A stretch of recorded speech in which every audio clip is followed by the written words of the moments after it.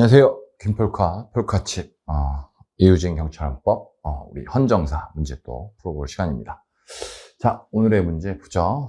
역대헌법에 대한 설명으로 역시 이제 옳지 않은 것은 오히려 틀린 걸 골라라 라는 부분이 되겠습니다. 그래서 첫 번째 보시면 1번 1948년 재헌헌법에서 국회의원 임기와 국회에서 선거되는 대통령의 임기는 모두 4년으로 동일했습니다. 다만 이제 대통령 같은 경우는 대통령은 1년, 그러니까 1차 중임이 가능하고 한 번만 1차 중임이 허용됐다. 그러니까 8년까지 할 수 있었고요. 그 다음에 이제 국회의원 같은 경우는 연임 제한이 없습니다. 지금도 연임 제한이 없고요. 똑같이 이제 일단 4년으로 규정돼 있었다라는 거고, 이때까지만 해도 이제 대통령은 간선이었겠죠. 간선이었겠고, 그 다음에 2번 1962년 개정헌법은 국회 제적의원 3분의 1 이상 또는 국회의원 선거권자 50만인 이상의 찬성으로 헌법 개정에 제안을 하도록 규정함으로써 헌법 개정의 제안권자죠. 개정 제안권자.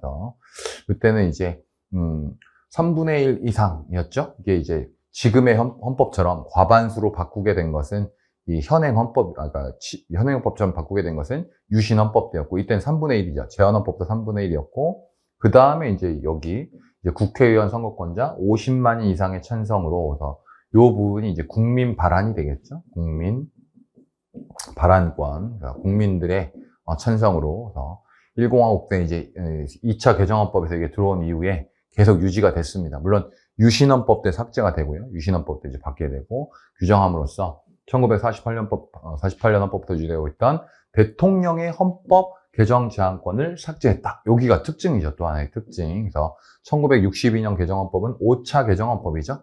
5차 개정헌법이 될 텐데, 이때는 이제 박정희가 정권을 처음 잡았잖아요. 5.16 쿠데타로 정권을 잡으면서 자신은 이 임기 연장 같은 거 하지 않겠다. 그러면서 헌법 개정 제안권을 삭제했습니다. 5차부터 6차까지는 대통령의 헌법 개정 제안권을 삭제했다가 7차 유신헌법 때, 7차 개정헌법 때 다시 대통령의 헌법 개정 제안권을 이제 부활시키고, 또 이때는 또 국민 발안권도 삭제하고 좀 바꾸게 되죠. 그런 것들을 좀 생각해 두셔야겠고, 그 다음에 3번 1980년 개정헌법, 이제 8차 개정헌법이죠. 8차 개정헌법은 행복주권, 대표적인 기본권의 추가, 그 다음에 친족의 행위로 인하여 불이익한 처우의 금지 및 그 다음에 범죄 피해자 구조청구를 새로 도입했다 했는데, 마지막 부분이 문제다. 앞에 부분은 괜찮은데, 80년 헌법도 유신헌법 다음 헌법이기 때문에 기본권이 많이 발전했습니다만, 범죄 피해자 구조청구를 새로 도입했다. 이 부분은 9차 개정헌법, 현행헌법이죠. 9차 헌법 때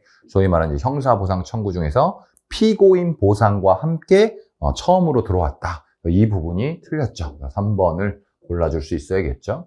그 다음에 4번은 현행헌법이죠. 1987년 개정헌법은 여야 합의에 의해서 제안된 헌법 개정안을 국회가 의결한 후 국민투표로 확정된 거다. 그러니까 민주적인 헌법 개정 절차를 거쳤던 몇 안 되는 그죠? 민주적인 헌법 개정 절차를 거쳤던 헌법이죠.